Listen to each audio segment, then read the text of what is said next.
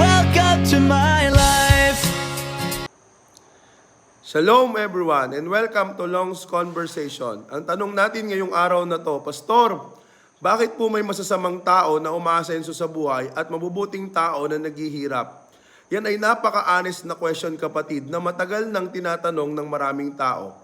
Minsan parang baliktad ang mundo kung iyong papansinin. Yung masama ang ginagawa, umaasenso.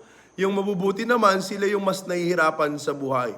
Kung minsan nga parang unfair, pero interestingly, ganito din yung eksaktong tanong na tinanong ni Prophet Jeremiah. Sabi niya sa Jeremiah chapter 12 verse 1, "Why does the way of the wicked prosper?" So kung naisip mo yung tanong na yan, kapatid, welcome to the club.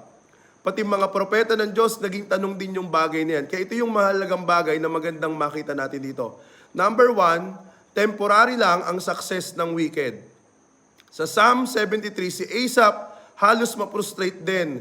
Nakita niya yung mga masasamang tao na healthy, rich, at walang problema. Sabi niya nga, para silang walang suffering. Pero nagbago ang perspective niya nang pumasok siya sa presensya ng Diyos. At doon niya na-realize na panandalian lang pala yung success ng mga wicked. Parang fireworks. Ang fireworks maliwanag at maingay, pero sandali lang, tapos wala na. Pangalawa, hindi lahat ng blessing ay sign ng approval ni God. Minsan iniisip natin, kung mayaman ng tao, bless siya.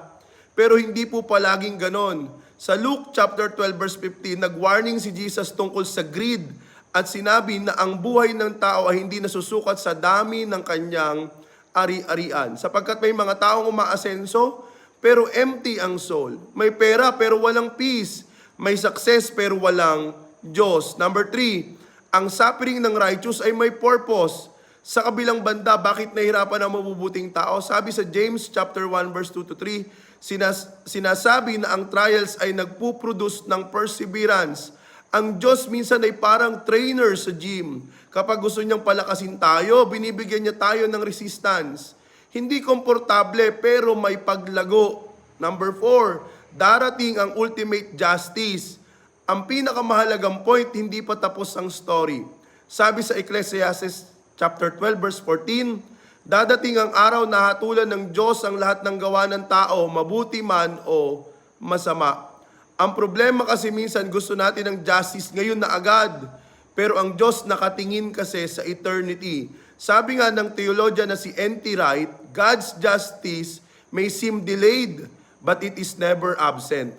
Kapatid, kung minsan parang nauuna ang masasama sa karera ng buhay, pero tandaan natin, ang karera ng buhay ay hindi po sprint, ito po ay marathon. Kaya ang tunay na tanong, hindi sino ang umaangat ngayon, kundi sino ang mananatiling kasama ng Diyos hanggang sa huli.